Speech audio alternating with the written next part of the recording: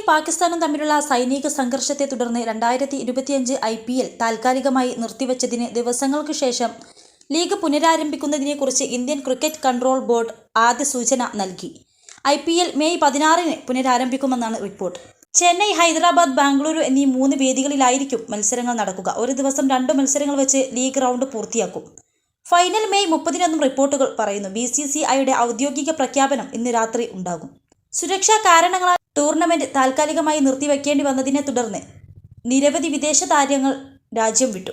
T20 league പുനരാരംഭിക്കാവുന്ന തീയതി സംബന്ധിച്ച് Indian സർക്കാരിന്റെ അനുമതിക്കായി ബോർഡ് കാത്തിരിക്കുമ്പോൾ തന്നെ കളിക്കാരെ തിരിച്ചുവിളിക്കാൻ BCCIയും ഫ്രാഞ്ചൈസികളും നീക്കം ആരംഭിച്ചിട്ടുണ്ട്. ESPN ക്രിക്ക് ഇൻഫോയുടെ റിപ്പോർട്ട് പ്രകാരം 10 ഫ്രാഞ്ചൈസികൾക്കും IPLലേക്ക് വിദേശ താരങ്ങളെ തിരിച്ചു വിളിക്കുന്നത് ഇപ്പോഴും വലിയ ആശങ്കയാണ്. 21 ലക്ഷത്തോളം സന്തുഷ്ടരായ ഉപഭോക്താക്കളും 2 ലക്ഷത്തോളം തിമിര ശസ്ത്രക്രിയകളും പൂർത്തിയാക്കിയ മലബാറിലെ ഏക കണ്ണാശുപത്രി Al Salama high hospital, hospital road, Perinthalmanna. ഇന്ത്യയും പാകിസ്ഥാനും തമ്മിൽ വെടിനിർത്തൽ കരാറിലെത്തിയതിനെ തുടർന്ന് ചില ടീമുകൾക്ക് വലിയൊരു വിഭാഗം കളിക്കാർ രാജ്യം വിടുന്നത് വിലക്കിയിരുന്നു. ഇനി മുതൽ പദ്ധതി പ്രകാരം എല്ലാം നടന്നാൽ മെയ് 16-ഓടെ IPL ആരംഭിക്കുമെന്നും റിപ്പോർട്ട് അവകാശപ്പെടുന്നു.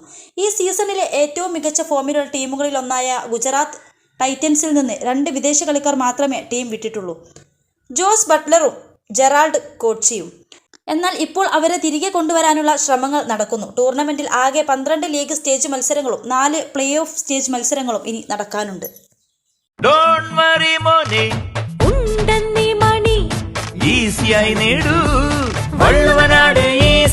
ആവശ്യം ഏതുമാകട്ടെ, പണം ഞങ്ങൾ തരും.